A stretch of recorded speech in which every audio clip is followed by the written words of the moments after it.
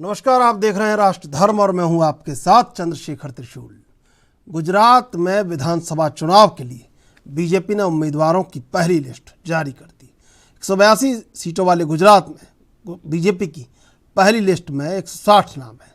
गुजरात में मुख्यमंत्री भूपेंद्र पटेल को घाटलोडिया से टिकट दिया गया है। वेसी सीट से मौजूदा विधायक है। वहीं क्रिकेटर रविंद्र जडेजा की पत्नी रिवाबा को जामनगर नॉर्थ से टिकट दिया गया। पाटीदार नेता हार्दिक पटेल को विरमगाम से पार्टी ने मैदान में उतारा। इससे पहले शुक्रवार को बीजेपी की केंद्रीय चुनाव समिति की बैठक हुई थी। इसमें प्रधानमंत्री नरेंद्र मोदी, केंद्रीय गृह मंत्री अमित शाह, बीजेपी अध्यक्ष जेपी नड्डा शामिल हुए थे। इसी बैठक में गुजरात की सभी 182 सीटों पर उम्मीदवारों के नामों पर चर्चा हुई थी और इस दौरान बैठक में पूर्व सीएम विजय रूपाणी और पूर्व डिप्टी सीएम नितिन पटेल ने चुनाव नहीं लड़ने का ऐलान किया था। पूर्व मुख्यमंत्री विजय रूपाणी ने ऐलान किया है कि वह इस बार चुनाव नहीं लड़ेंगे। वहीं नितिन पटेल ने बीजेपी प्रदेश अध्यक्ष CR पाटिल को खत लिखा है। इसमें कहा गया है कि वह भी चुनाव नहीं लड़ना चाहते। इन दोनों नेताओं के अलावा कुछ अन्य नाम भी सामने आए हैं जो चुनाव नहीं लड़ रहे इस बार।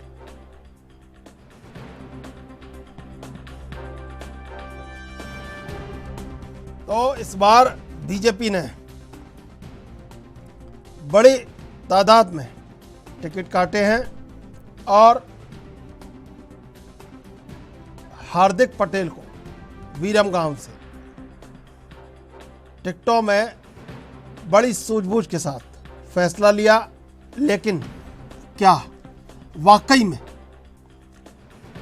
जिनका टिकट काटा है उनकी बगावत जो हिमाचल में भी देखने को मिली, क्या गुजरात में उस बगावत को थामने की रणनीति बीजेपी बना चुकी है या बागियों से कैसे निपटा जाएगा? क्योंकि कृपाल परमार को कॉल का पीएम मोदी का वीडियो ऑडियो चर्चित रहा था। तो ऐसे में गुजरात में दो प्रतिद्वंदी इस बार जमकर मैदान में बीजेपी के सामने, आम आदमी पार्टी और कांग्रेस। तो क्या वाकई में रणनीति तैयार कि आखिर कैसे बागियों से निपटा जाएगा और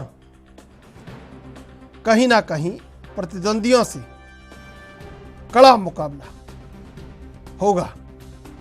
और इसी के लिए पूरी तैयारी और इसी के चलते कई बड़े चेहरे, ऐसे 160 नामों की जो लिस्ट है उसमें से हट चुके हैं मैदान से। और अब ऐसे में देखना होगा कि क्या वाकई में जो 38 मौजूदा विधायकों के टिकट काटे गए हैं इसका असर जमीन पर कितना होता है।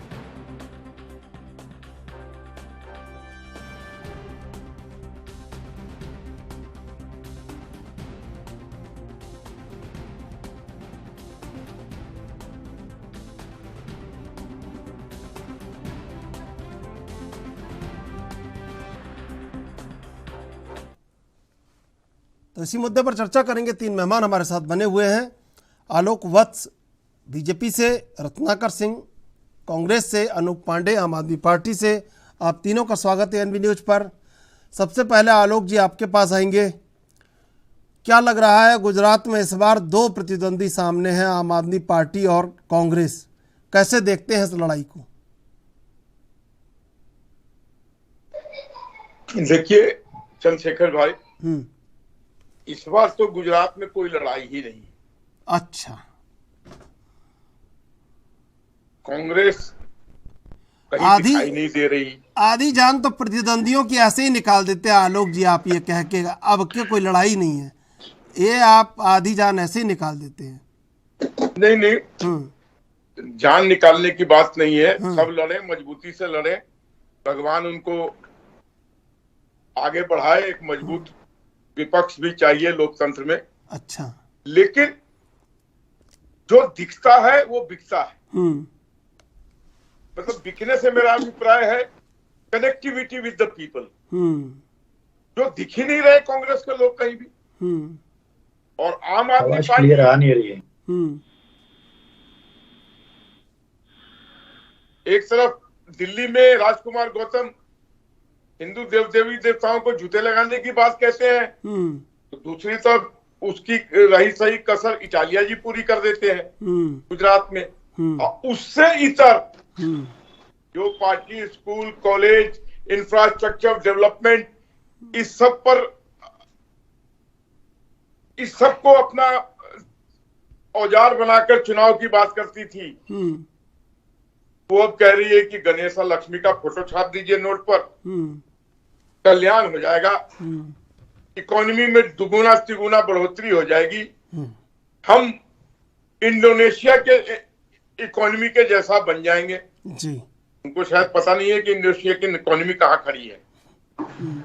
और जहां गुजरात में हाईएस्ट एक्सपोर्ट हम गुजरात से कर रहे हैं इंडिया का, 135 lakh dollar, 44,336 megawatt solar power energy है, एक्स्ट्रा एनर्जी है थर्मल पावर से। उसके बाद स्कूल का ड्रॉप आउट रेट 3% है, रोडों का माया जाल है, 850 बड़े बड़े कल कारखाने लगे हुए हैं और 35,000 के लगभग एमएसएमई छोटे छोटे वहां पर उद्योग चल रहे हैं सफलतापूर्वक। अमन चैन की जिंदगी है, बहु बेटियों की जिंदगी सुरक्षित है। एक आम नागरिक को और इससे ज्यादा क्या चाहिए? हमको वो बार बार रिपीट कर रही है। 27 साल चंद्रशेखर भाई हिंदुस्तान में एक स्टेट में राज करना against anti incumbency is a matter of pride. तो आलोक जी 38 विधायकों के टिकट क्यों काटती है फिर? हो सकता है कुछ लोग बुजुर्ग हो गए हो, कुछ लोगों का परफॉर्मेंस ठीक नहीं रहा हो। तो हम तो वर्ल्ड के सबसे बड़ी पार्टी है जी, हमारे पास प्लेयरों की कमी नहीं है। अब आज इंडियन टीम हार गई तो हो सकता है उसमें कुछ फेरबदल किया जाएगा। तो अगर हमारे सर्वेक्षण में कुछ लोगों ने हमारे चीफ मिनिस्टर के मुताबिक या हमारे हाईकमान के मुताबिक परफॉर्मेंस नहीं दिया है, तो को चांस देंगे।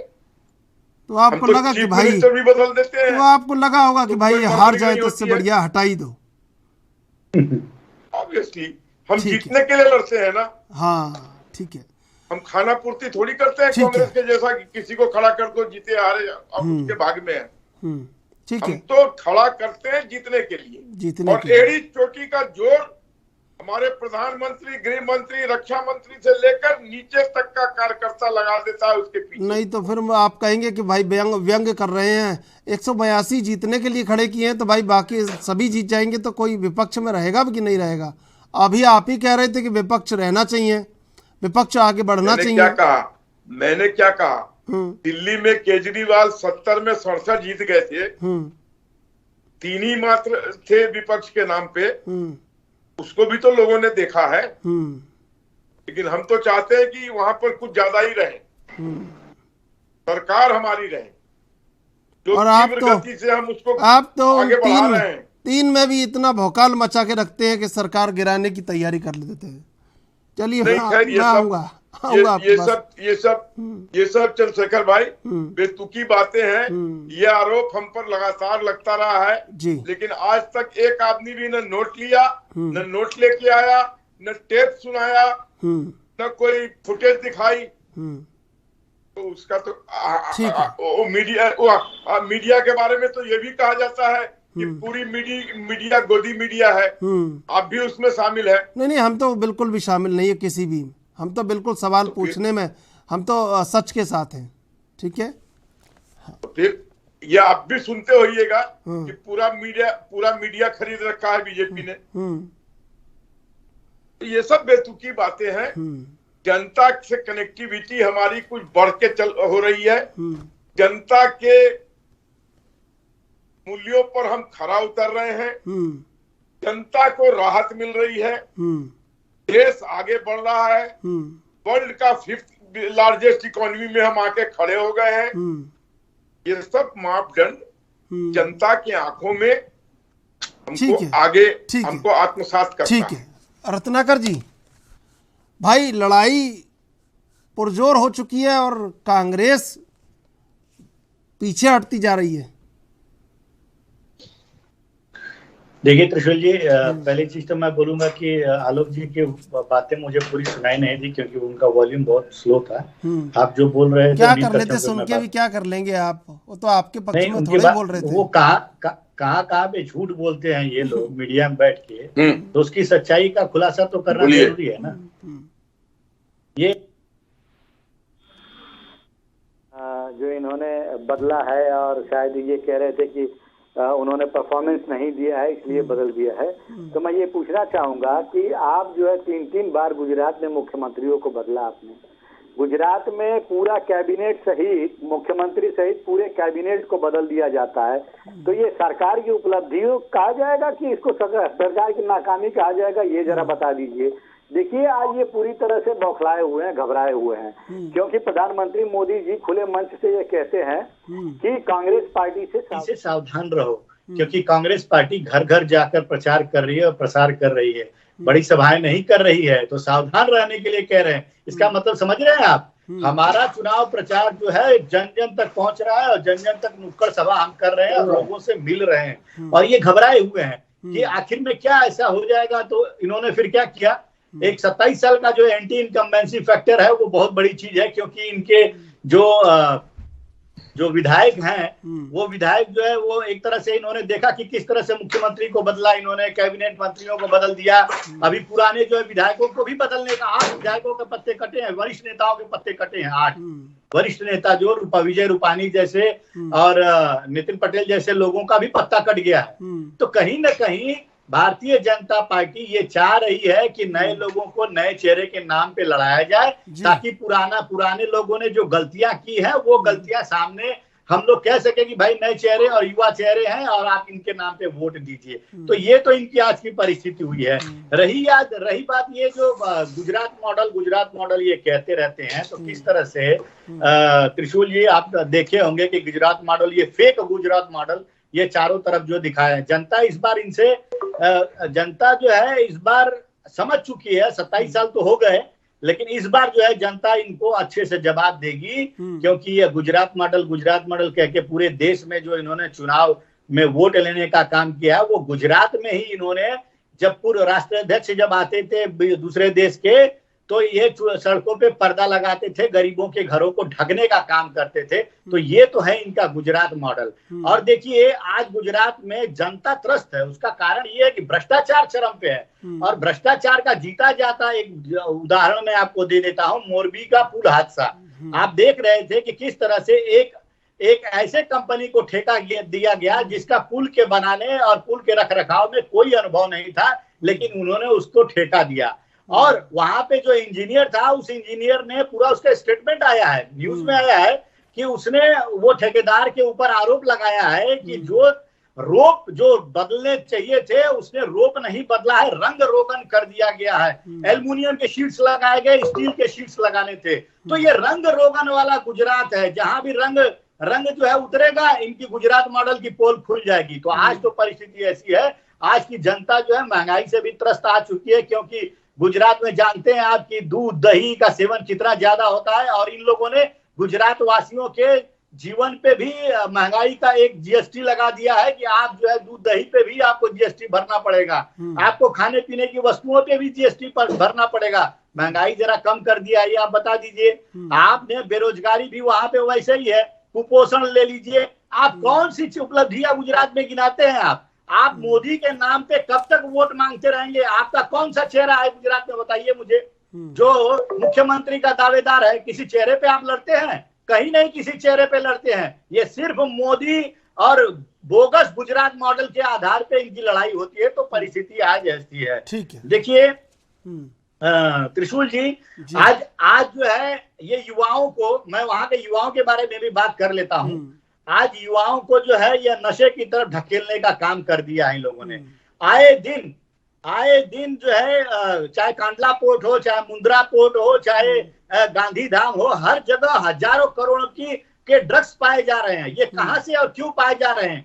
आप जो है वहां पे ड्रग्स का कारोबार कर रहे हैं, खुलेआम कारोबार कर रहे हैं। और हास्यपद तो ऐसा है कि जिस राज्य में शराबबंदी है, उस राज्य में सैकड़ों लोग शराब पी के जहरीली शराब से मर जाते हैं।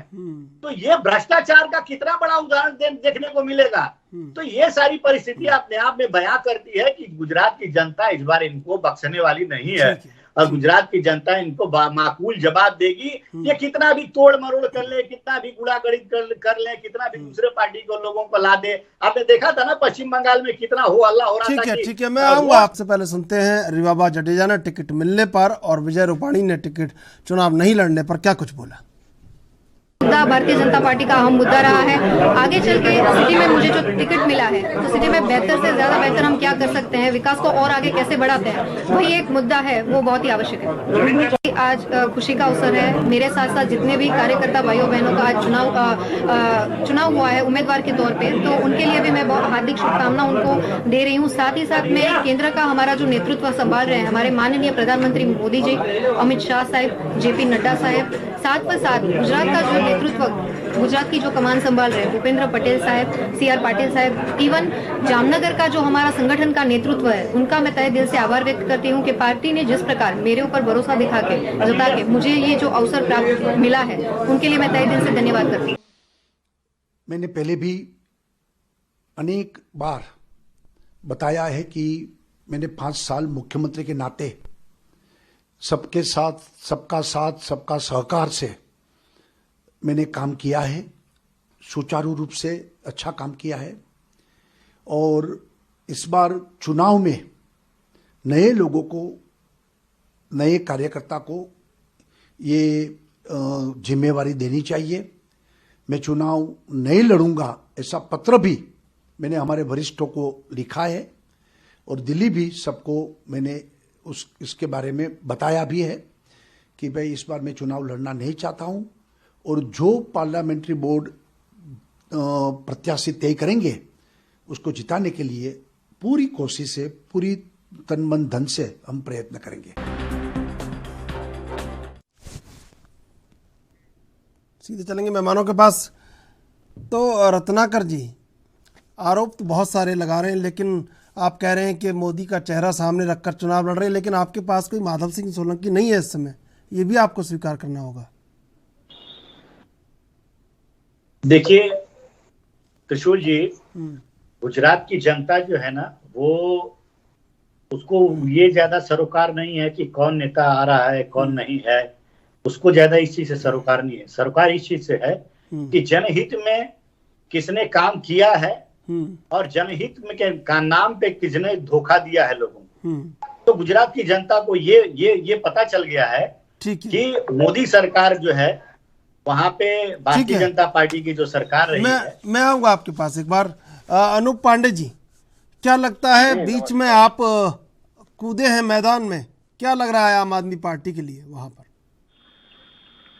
देखिए, आम आदमी पार्टी की स्पष्ट व्यवस्थाएं हैं चुनाव लड़ने की, और हम बदलाव के लिए चुनाव लड़ रहे हैं, विकास के लिए चुनाव लड़ रहे हैं। जो खोखला मार्ग है उसको नेस्तनाबूद कर चुनाव लड़ रहे हैं। और हम लोगों ने पूरा एक सिस्टम के तहत, भाई हमारा कौन चेहरा होगा, हमने चेहरा दिया, हमने बताया हमारे मुद्दे क्या होंगे, हम क्यों बदलाव करना चाहते हैं। इस बदलाव से गुजरात की जनता को क्या फायदा होगा, क्योंकि अब कांग्रेस के ऊपर वहां कोई किसी का भरोसा नहीं रहा। जो उदाहरण देश में जो घटे MLA के खरीद फरोख्त के वजह से बहुत सारी चीजें सामने आ गई। तो लोगों ने ये मान लिया है कि कांग्रेस को दोगे मतलब भाजपा को, यानी जीत भी जाएगा तो ये ED CBI वाले जो लोग हैं, जो पैसे वाले लोग हैं, जो रचनात्मक भ्रष्टाचार वाले लोग हैं, 2 करोड़ की पूट को 12 लाख में बनाने वाले लोग हैं, जो MLA खरीदने की पूरी व्यवस्था और ताकत रखते हैं जी, जो इनके विरोधी होते हैं, उनके ऊपर अनर्गल जांच की प्रक्रिया बिठा के उनको डिटेन करते हैं, उनको परेशान करते हैं, जो विपक्ष को खत्म करना चाहते हैं, जिनकी नीयत सिर्फ सरकार बनाना है, जिनकी नीयत विकास से कोई लेना देना नहीं है। तो एक तरफ वो लोग हैं। तो गुजरात इस बात का साक्षी और गवाह बनने जा रहा है। गुजरात में जो परिवर्तन होगा वो पूरे देश में होगा। ठीक है। और आम आदमी बिल्कुल धैर्य, धीरज, क्योंकि इनके पास तो सब कुछ है, पैसे हैं, ईडी है, सीबीआई है, और हमारे पास एक मॉडल है, अरविंद केजरीवाल मॉडल, दिल्ली मॉडल। इनके मॉडल में आपने देख ही लिया पूर्व में क्या क्या हुआ। इनका मॉडल इनका मॉडल का मतलब नोटबंदी करके जनता को परेशान करने वाला मॉडल। इनका मॉडल कि देश की सारी संपत्तियों को रेल, भेल, सेल, गेल बेचने वाला मॉडल, महंगाई वाला मॉडल। एक तरफ ये मॉडल है और एक तरफ सुचिता का मॉडल, न्याय का मॉडल, विकास का मॉडल। तो दो मॉडल वहां लड़ रहा। और निश्चित रूप से जनता इस बात को जानती भी है और जनता के बीच में मैसेज नहीं, जनता ही तो नहीं जान रही है ना, जनता जान ही नहीं रही है किसी बात को। बिल्कुल बिल्कुल जनता नहीं जान रही है ना किसी बात को। जनता जान रही होती, जनता तो भावुक है भाई, जनता भावुक है, जनता ये भी भावना में बह जाती है कि भारतीय जनता पार्टी एमएलए खरीदती है। जनता ये भी जानती है कि भारतीय जनता पार्टी को अगर आप उसके दल में नहीं गए, बता दूं मैं आपको, लगा देगी। ब्रजेश मेरजा जो जहां मोरवी से, जहां ब्रजेश मेरजा कांग्रेस से ही जीते थे चुनाव, कांग्रेस में ही थे, फिर वो बीजेपी में सम्मिलित हो गए, वहां गए नहीं वो लोगों को बचाने। 5 बार विधायक बीजेपी का जीता कांतिलाल अमरतिया, बाद में टिकट उसी को देना पड़ा। बहुत अंतर है। जनता दरअसल भावनाओं में बह जाती है और इसी का फायदा राजनीतिक दलों को मिल जाता है। चलिए मैं आऊंगा आपके पास, मैं आऊंगा, अनूप जी आऊंगा। आलोक जी, ये क्या लग रहा है कि भाई कांग्रेस का जो वोट टूट रहा है वो आम आदमी पार्टी में जा रहा है, ये धारणा भी एक जन्म लेती जा रही है। ये जन्म नहीं लेती जा रही है चंद्रशेखर भाई, ये सच्चाई है। दिल्ली में क्या हुआ, पंजाब में क्या हुआ का सीधा उदाहरण है। वहां कांग्रेस गिरी तो आप चढ़ी। गुजरात में लेकिन मुझे नहीं लगता है ये ज्यादा इनरोल कर पाएंगे, क्योंकि गुजराती लोग समझदार हैं। वो केजरीवाल जी के छलावे में आने वाले नहीं हैं। और जिस तरीके से वो स्टैंड चेंज कर रहे हैं, अब आप सोचिए ना, जो डेवलपमेंट मॉडल की बात करते थे जी, जो स्कूल और कॉलेज अस्पतालों की बात करते थे, आप खुद सोचिए एज अ वरिष्ठ पत्रकार, गणेश जी का और लक्ष्मी जी का फोटो लगा देने से क्या इकोनॉमी बूस्ट कर जाएगी? अगर ऐसा ही है, नहीं देखिए आलोक जी, देखिए मेरी बात, अब देखिए मेरी बात सुनिए। हाँ। पहले मुझे मेरी बात कहने दीजिए। हाँ। मैं आपके बड़े चैनल के माध्यम से, केजरीवाल जी के नुमाइंदे के माध्यम से, अनूप पांडे जी के माध्यम से उनसे अपील करना चाहता हूं कि जो दिल्ली जहरीले गैस चेंबर में तब्दील हो चुका है, वहां पर नोटों पर पवन देव का, गरुड़ देव का फोटो लगा के और वहां के इस जहरीले वातावरण से पहले मुक्ति दिलाएं। नहीं वहां के नोट अलग थोड़े हैं भाई, दिल्ली के नोट अलग थोड़े छप रहे हैं। दिल्ली सरकार थोड़े नोट छाप रही है आलोक जी। मैंने कहा ना, और देखिए आलोक जी, नोट छापने से अगर विमुक्ति मिलती है, हाँ। तो नोट छाप दीजिए पवन देव का। नहीं भाई, वो कैसे छाप देंगे? अपना थोड़े अलग आरबीआई बना लेगी दिल्ली की सरकार, ऐसे थोड़ी हो जाएगा। मैं ये कह रहा हूँ आपसे, देखिए ये जो आप कह रहे हैं ना कि इस तरह की बात कोई एक अकेली एक ही पार्टी नहीं कर रही है, सब करते हैं और जमकर करते हैं, और नहीं करनी चाहिए। लोग समझते हैं इन बातों को और लोग सोचते हैं कि ये बात क्यों की जा रही है, और दरअसल ये सब ध्यान भटकाने के लिए होता है, क्योंकि असली मुद्दों पर जनता का ध्यान केंद्रित नहीं हो पाए, और ये सब करते हैं। इसमें कोई एक दल शामिल नहीं है आलोक जी। आपके कहने का मतलब मैं भावार्थ समझ नहीं सका। भाई सभी कर रहे हैं, आप भी करते हैं, वो भी करते हैं, ये भी करते हैं, रत्नाकर जी भी करते हैं, सारे दल ये काम कर रहे हैं। आप पकौड़े तलवा देते हैं, वो नोट पे कुछ और छपवा देते हैं, कांग्रेस कुछ और करवा देती है। ये ऐसा नहीं है, देखिए ये कर रहा है, सब कर रहे हैं भाई। एक चीज बता दें आपको त्रिशूल जी, हाँ, हम धन और धर्म दोनों को लेके आगे बढ़ते हैं। इस चीज को आप नोट रखिए। अब मुझे आप ये बता दीजिए, नुकसान कितना हो रहा है आम आदमी पार्टी के आने से आपको? हमें कोई नुकसान नहीं। बंदर के लड़ाई में बिल्ली को हर वक्त फायदा होता है, इसलिए हमें कोई नुकसान नहीं। रत्नाकर जी, हम तो 145 सीट पार करेंगे। ठीक है रत्नाकर जी, पहले भी 150 कह रहे थे आप, 150 प्लस कह रहे थे पहले भी, पिछली बार भी। रत्नाकर जी, क्या लग रहा है कि आम आदमी पार्टी में बड़ा उत्साह है और उनको लग रहा है, बीजेपी को भी लग रहा है, सबको लग रहा है, और ये धारणा बनती जा रही है कि भाई कांग्रेस का वोट टूट रहा है और ये आम आदमी पार्टी को मिल रहा है। वोट क्यों टूट रहा है कांग्रेस का? कमिटेड वोटर क्यों टूट रहा है कांग्रेस का?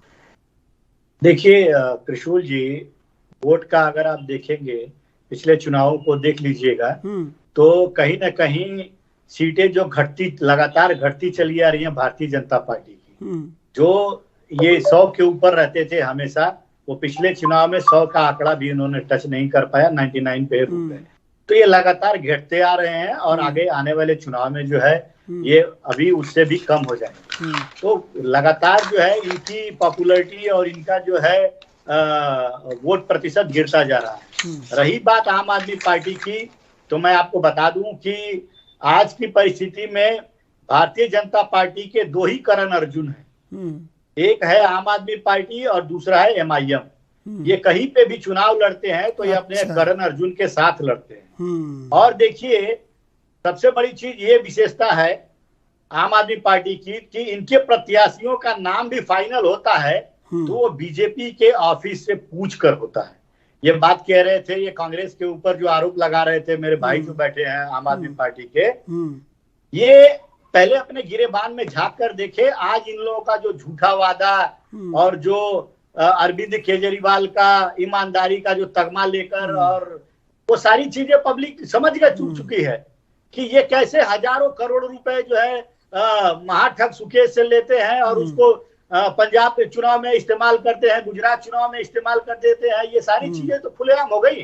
इनके मंत्री बड़े बड़े घोटालों में शामिल हो गए और दिल्ली की जनता को शराब के नशे में ढकेल कर उतना बड़ा जो शराब का घोटाला किया, आबकारी नीति का घोटाला किया है, वो सारी चीजें तो सब दिख रही है ना कि आप दिल्ली तो चला नहीं पा रहे हैं।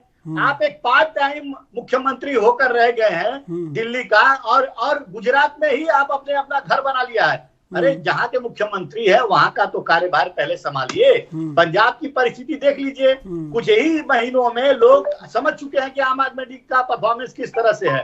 चुनाव जीतना एक अलग चीज है और वहां का शासन व्यवस्था एक अलग चीज है, जो आम आदमी पार्टी बिल्कुल नहीं चला पा रही है क्योंकि इनकी अनुभवहीनता जो है वहां पे दिख रही है।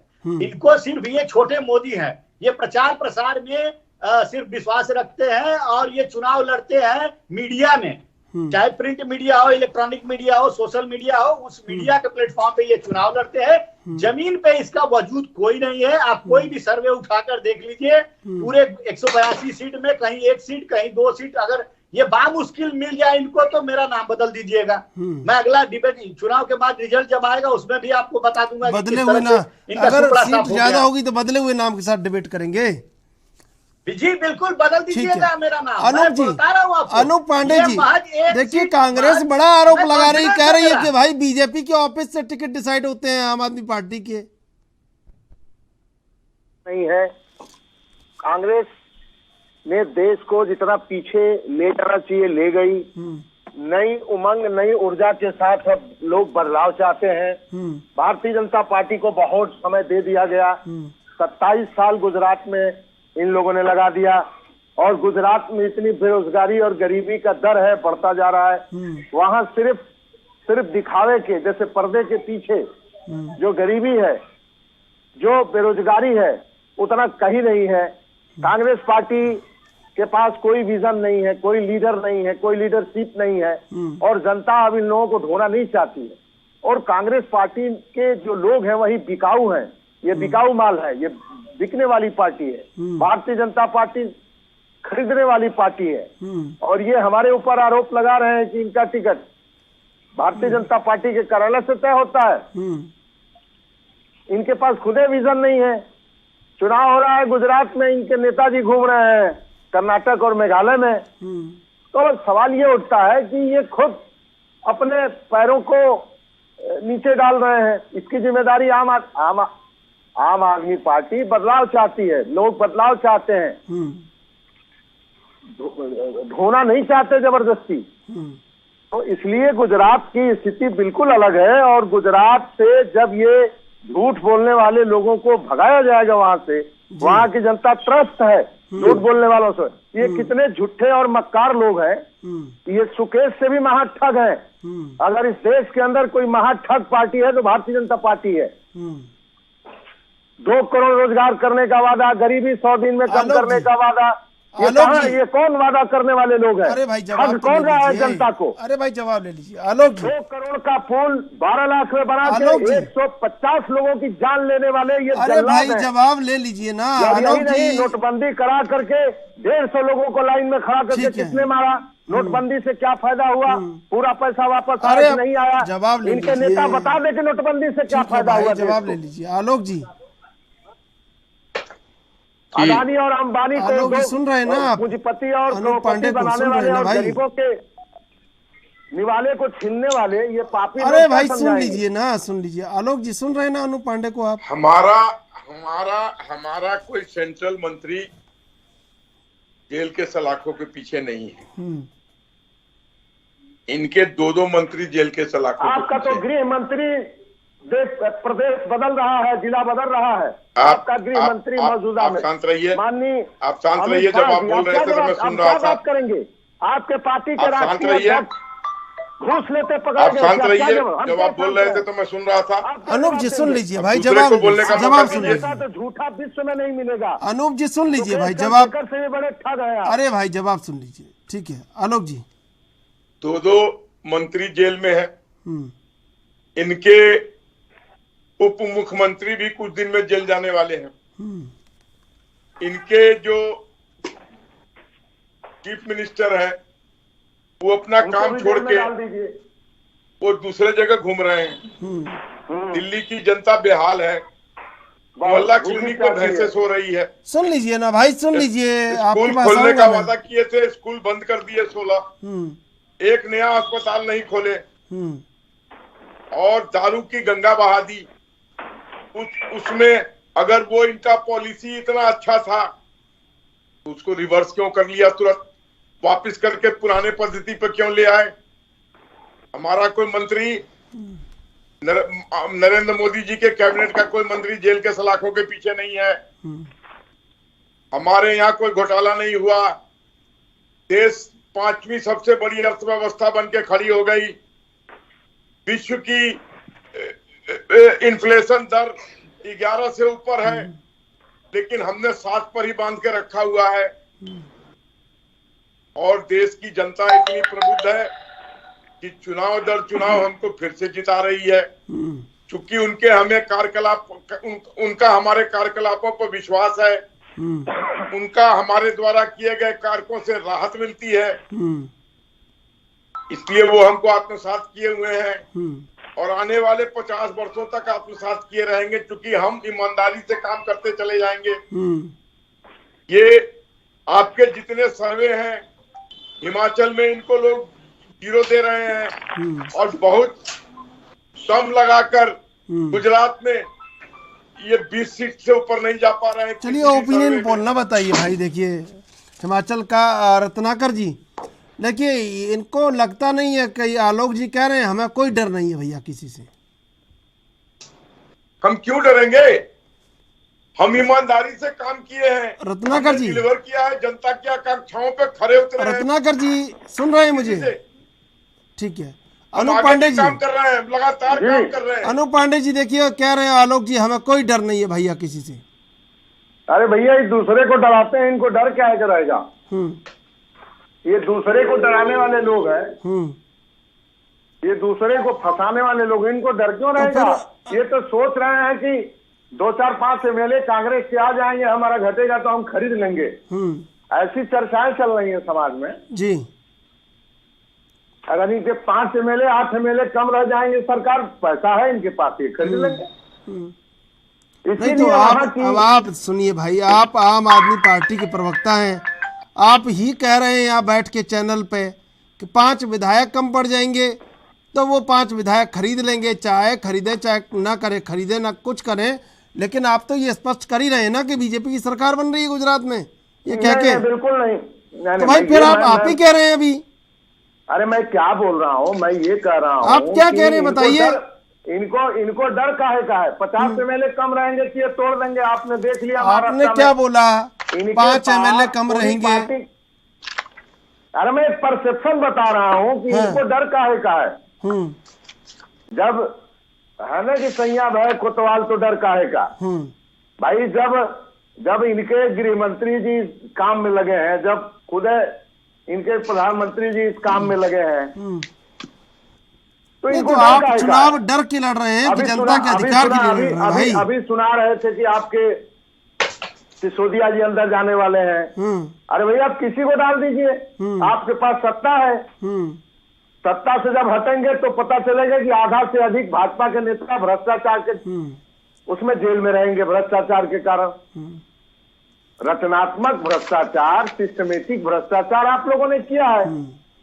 आपके समय में खरबों खरब रुपया लेकर के लोग भाग गए, उनको तो आप पकड़ नहीं पाए। आप गुजरात की बात बताइए, गुजरात में क्या हो रहा है, गुजरात में क्या लग रहा है आपको। गुजरात में आम आदमी पार्टी पूर्ण बहुमत से सरकार बना रही है।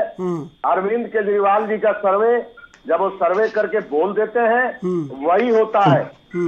चाहे पंजाब की बात हो रत्नाकर जी, चाहे दिल्ली की बात हो, रत्नाकर जी मुख्यमंत्री जी ने कह दिया, ठीक है आऊंगा, आ रहा हूँ आपके पास। तो सरकार बन जाती है। रत्नाकर जी बताइए। उन्होंने गुजरात के विषय में कह दिया कि किसी भी हाल में गुजरात की जनता भारतीय जनता पार्टी को हटाकर आम आदमी पार्टी की पूर्ण बहुमत से सरकार बनाने जा रही है। और इतना संख्या में MLA आम आदमी के आ रहे हैं कि भारतीय जनता पार्टी कितना हो जोर लगा ले, कितना हो खरीदने की कोशिश कर ले, वो खरीद नहीं पाएगी। रत्नाकर जी। जी देखिए त्रिशूल जी, अभी मैं इनकी बात सुन रहा था, ये बड़ा कॉन्फिडेंटली ये कह रहे थे कि अरविंद केजरीवाल जी का सर्वे जो है वो जो कह देते हैं वो होता है। तो अभी कुछ दिन पहले भी अरविंद केजरीवाल जी जो है वो एक केंद्रीय एजेंसी का हवाला दे रहे थे कि केंद्रीय एजेंसी से खबर मिली है कि गुजरात में आम आदमी पार्टी जीत रही है। मैं ये पूछना चाहता हूं कि आज क्या केंद्रीय एजेंसियां जो इंडिपेंडेंट काम करती हैं वो केंद्रीय एजेंसी क्या सर्वे एजेंसियां बन गई है क्या अरविंद केजरीवाल जी के लिए। तो ये कितना बड़ा झूठ बोल सकते हैं, इसका कोई सीमा नहीं है।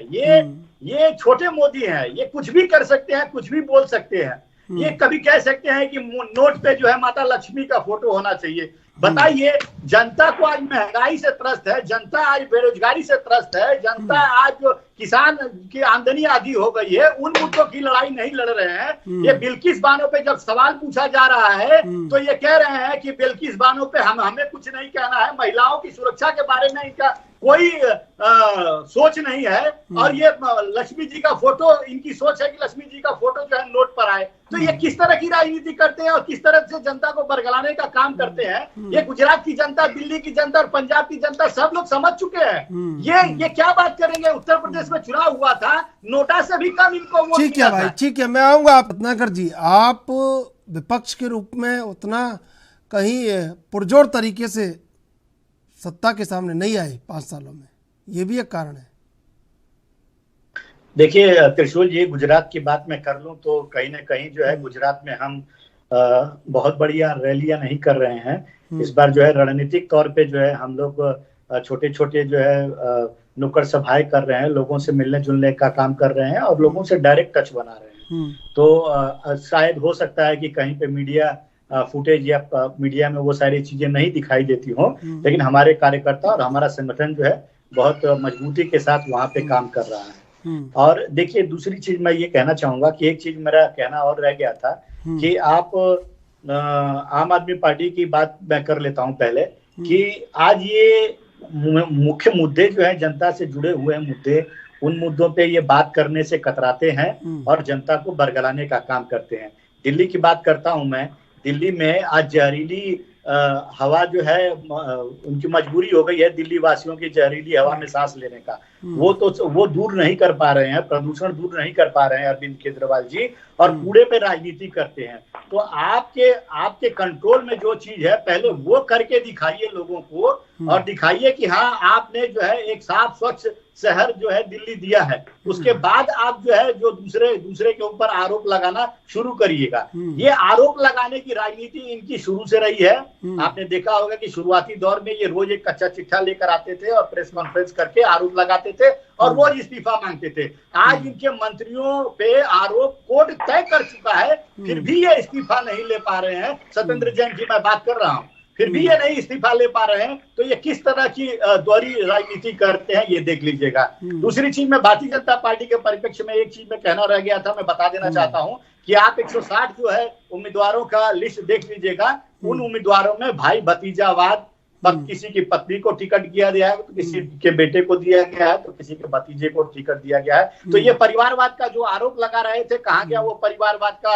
आपका जो कह रहे थे कि आप हमारी पार्टी में परिवारवाद नहीं है। हिमाचल की भी उदाहरण ले लेता हूँ। सरेआम जो है सभाओं में अनुराग ठाकुर का नाम लिया जा रहा है और कहा जा रहा है कि अनुराग ठाकुर आपके हिमाचल प्रदेश से है और देखिए हम कितना अच्छा सुशासन किए हैं। तो आपने कहीं न कहीं परिवारवाद की परिपाटी टिकट देने से लेकर और नेताओं का जो लिस्ट है उन सारी चीजों में परिवारवाद आपका देखने को मिल रहा है। और आरोप जो है ये कांग्रेस पार्टी के ऊपर लगाते रहते हैं। तो कहीं न कहीं ये झूठ की राजनीति जो है जनता इस बार समझ चुकी है। जनता को इन सब चीजों से कुछ लेना देना नहीं। जनता को सिर्फ ये चाहिए कि महंगाई पूरे देश में कैसे कम हो। जनता को ये चाहिए कि दो वक्त का रोटी जो है उनको, उनके परिवार को मिलना चाहिए, रोजगार मिलना चाहिए, जिससे कि उनका परिवार सुखमय जीवन जी सके। किसानों को वो सारी सहूलियत मिलना चाहिए जिससे किसानों की आमदनी दोगुनी हो सके। तो ये सिर्फ वादे करते हैं किसानों की आमदनी दोगुनी हो जाएगी, सबको पक्का मकान मिल जाएगा, 100 स्मार्ट सिटी बना देंगे, 15 लाख सबके खाते में आ जाएगा, 2 करोड़ नौकरियां देंगे प्रतिवर्ष। लेकिन हकीकत में सब उल्टा है। हकीकत में ये अंधतोगत्वा सिर्फ आ जाते हैं ध्रुवीकरण की राजनीति पे। आपने देखा होगा कि चुनाव का डेट ऐलान करने से पहले ये यूनिफॉर्म सिविल कोड के लिए इन्होंने कमेटी भी गठित कर दी। आखिर में क्या क्या जरूरत थी, औचित्य था उस समय कमेटी गठित करने का, अनाउंसमेंट का?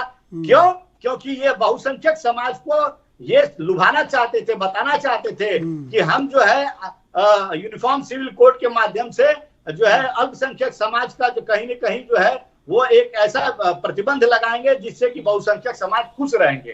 तो ये सारी चीजें ये करते रहते हैं और ये ध्रुवीकरण की राजनीति, तुष्टीकरण की राजनीति पे ही आ जाते हैं। मेरा तो मांग है, आज चैनल पे बैठ के मैं मांग कर रहा हूँ, क्यों आप जो है वो बिल्किस बानो के 11 दोषियों को आपने छुड़वाया? क्यों उनको फूल माला से आपने स्वागत कराया? क्या महिला सम्मान में आप कहते थे कि बीजेपी मैदान में महिला के सम्मान में कहाँ गए वो सारे नारे आपके? तो आज जो आप कहते हैं वो करके दिखाया आपने नहीं। तो ये जो चुनाव, आगामी चुनाव है उसमें अब आप कितना भी झूठ बोल लें, कितना भी बरगला ले, कुछ होने वाला नहीं है। जनता आपको माकूल जवाब देने वाली है। आलोक जी बहुत सारे आरोप लगा दिए हैं कांग्रेस ने। देखिए, 80 साल के बूढ़े को इन्होंने बना दिया है राष्ट्रीय अध्यक्ष। राहुल गांधी जी साउथ में पिछले 2-3 महीने से पिकनिक पे हैं। आप अपने उपलब्धियों को बता दें 27 साल में, तो मुझे ज्यादा गुजरात में कोई नेता है जो देख रही, हिमाचल में शायद थोड़ा बहुत प्रियंका जी दिखाई दी हैं। तो इन्होंने तो हर जगह जुआ पटक दिया है। ना इनके पास नीति है, न रणनीति है, न नेता है, न जनता है।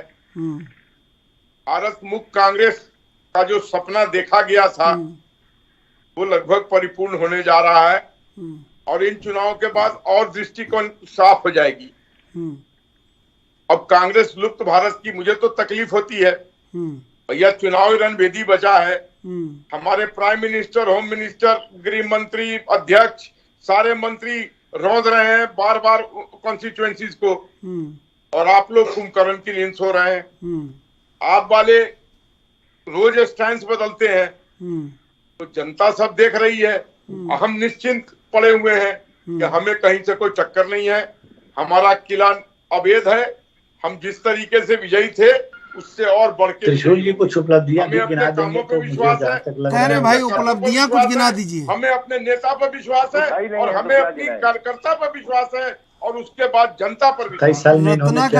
रत्नाकर जी कह रहे हैं एक आध उपलब्धि भी बता दीजिए भाई। कहाँ की उपलब्धि गिनाऊं रत्नाकर जी? मैं गुजरात की राष्ट्रीय त्रिशूल जी भाजपा की उपलब्धि हम गिनवा दे रहे हैं। भाजपा ने जो काम किया है, 10 लाख भर्तियां खाली है, राज्यवार भी इसी तरह से है। सरकार कहती है कि खजाना खाली है। भारत का हर आदमी सुबह से शाम तक, रात तक टैक्स देता है। भारत की संपत्तियों को बेचकर उधारी का ब्याज दिया जा रहा है। सरकार जो कर्ज ले रही है उसका ब्याज बढ़ता जा रहा है। डॉलर 82-83 रुपया हो गया है। जीडीपी सिकुड़ती जा रही है, महंगाई बढ़ती जा रही है। 30 गुना महंगाई बढ़ गई है। 10 करोड़ मिडिल क्लास के लोगों का खून चूस रही है सरकार। तो कहने का मतलब यह है कि पेपर लीक करा देती है। रोजगार के लिए लड़के नौजवान परीक्षा देते हैं, पेपर लीक हो जाता है, साल बर्बाद कर देती है। तो ये उपलब्धि भारतीय जनता पार्टी की है। और मैं 2 बात और कहना चाहता हूं। कांग्रेस पार्टी और भारतीय जनता पार्टी जिन जिन राज्यों में है, आपस में कभी ये सरकार बनाती थी, कभी वो सरकार बनाती थी, छल कपट करके ये दोनों पार्टियां जनता को सालों साल बेवकूफ बनाती आ रही हैं। अब गुजरात हो, हिमाचल हो या जहां भी ये 2 दलीय शासन चल रहा है, वहां पे आम आदमी पार्टी की पूरी नजर है और हम वहां की जनता को इन लोगों से छुटकारा दिलाएंगे। डॉक्टर भीमराव अंबेडकर और महात्मा गांधी के सपने को साकार करेंगे। वहां बेरोजगारी खत्म करेंगे, वहां पर जनता को सुकून देंगे, जनता को बिजली देंगे, पानी देंगे, शिक्षा देंगे, स्वास्थ्य देंगे और स्वच्छ भारत बनाएंगे। अगर ये लोग रह गए तो सिर्फ मोरबी जैसी घटनाएं घटेंगी और वहाँ का विकास नहीं हो पाएगा। रत्नाकर जी दिल्ली बना दीजिए। रत्नाकर जी कुछ कह रहे हैं। अरे भाई रत्नाकर जी कुछ कह रहे हैं, सुन लीजिए पहले, उसके बाद आलोक जी सुन लीजिए ना, कुछ कह रहे हैं रत्नाकर जी। रत्नाकर जी और वत्स जी, एक बात और कहना चाहता हूँ। अरविंद केजरीवाल जी जब दिल्ली में चुनाव में वोट मांग रहे थे तो जनता से सीधे कहा अगर मैंने काम किया तो वोट देना। और ये फक्र के साथ मैं कह सकता हूँ चलिए दिल्ली की जनता ने कितना मैंडेट दिया है। ठीक है भाई, समय समाप्त हो रहा। आलोक वत्स जी, रत्नाकर जी, अनूप पांडे जी, आप तीनों का धन्यवाद डिबेट में जुड़ने के लिए। दरअसल सबके अपने अपने दावे हैं। अब ऐसे में देखना होगा कि जनता किसके दावों के सच को और कैसे मानती है और किसके हक में जाती है। बहरहाल देश विदेश की ताज़ा तरीन खबरों के लिए आप देखते रहिए वीडियो।